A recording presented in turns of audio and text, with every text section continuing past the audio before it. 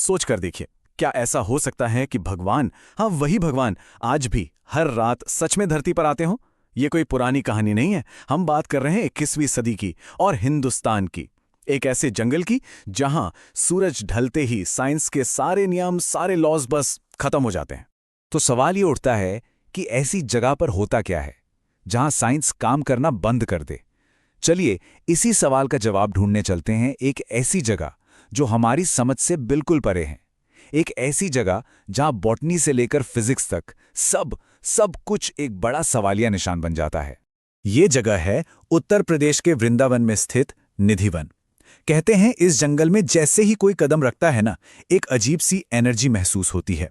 एक ऐसी ठंडक जो किसी एसी या कूलर की नहीं है, बल्कि सीधी रूह को सुकून देती है। ओके, तो इसके नाम को थोड़ा समझते हैं। निधि मतलब खजाना और वन मतलब जंगल। लेकिन यहाँ कोई सोने चांदी का खजाना नहीं है, बिल्कुल नहीं। असली खजाना तो है भक्ति का और भगवान कृष्ण की रासलीला का। और ये कोई बहुत बड़ा जंगल भी नहीं, बस लगभग 2.5 एकड़ में फैला है। पर यकीन मानिए, ये किसी भी आम जंगल जैसा बिल्कुल नहीं लगता।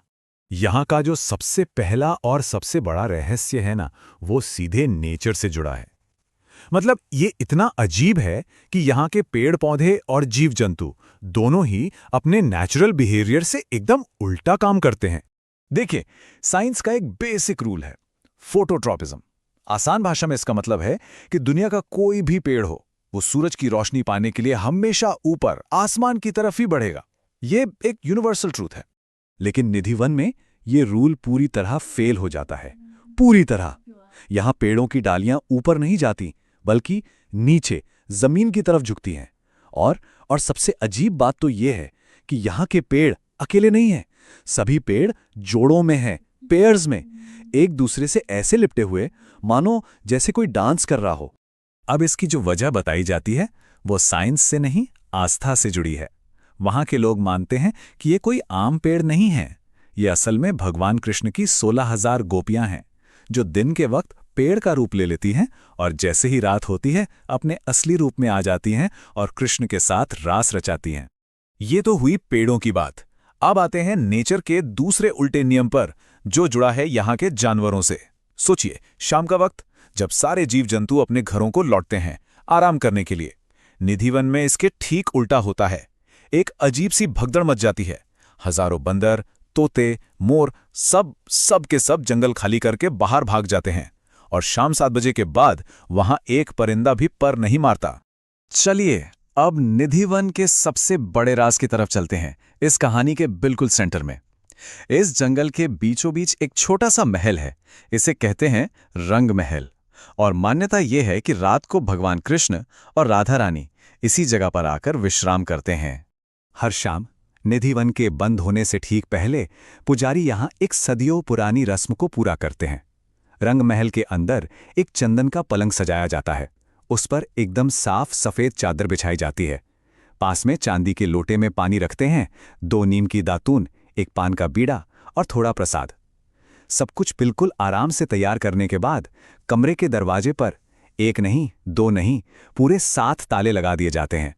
और फिर आती है सुबह ठीक 5 बजे। जब वो 7 ताले खोले जाते हैं तो अंदर जो दिखता है वो सच में हैरान कर देने वाला होता है। वो साफ सुथरी चादर, उस पर सिलवटें पड़ी होती हैं, जैसे कोई वहां सोया हो। लोटे का पानी आधा खाली मिलता है। दातून ऐसी लगती है जैसे उसे चबाया गया हो। और पान, वो भी खाया हुआ मिलता है। ये सब उस कमरे में होता है जिसमें किसी के आने जाने का कोई रास्ता ही नहीं है। तो अब दिमाग में एक ही सवाल आता है, क्या आज तक किसी ने हिम्मत नहीं की रात में रुककर ये देखने की कि आखिर होता क्या है? जवाब है हां, कोशिश की गई है। और जिन्होंने भी ये गलती की, उनका अंजाम बहुत बुरा हुआ। एक कहानी है जो वहां बहुत मशहूर है। करीब 15 साल पहले की बात है। जयपुर से एक रैशनलिस्ट, एक तर्कशास्त्री, जिसे इन सब बातों पर बिल्कुल यकीन नहीं था, वो सच्चाई का पता लगाने के लिए वृंदावन आया। उसने ठान लिया कि वो रात को निधि वन में छिप कर रहेगा और अपनी आंखों से सब कुछ देखेगा। तो शाम की आरती के टाइम जब सारे लोग जंगल से बाहर जा रहे थे, वो मौका देखकर एक घनी झाड़ी में छिप गया। पुजारियों ने गेट बंद किया और ताला लगा दिया। पूरी रात अंदर क्या हुआ ये तो कोई नहीं जानता, लेकिन अगली सुबह जब गेट खुला तो वो आदमी वहां मिला। जिंदा तो था, पर शायद उसे जिंदा कहना ठीक नहीं होगा। उसकी आंखें खुली की खुली रह गई थी। वो अंधा हो चुका था, अपनी आवाज खो चुका था, गूंगा हो गया था। उसका दिमागी संतुलन पूरी तरह बिगड़ चुका था और इस हालत में वो ज्यादा दिन नहीं जी पाया।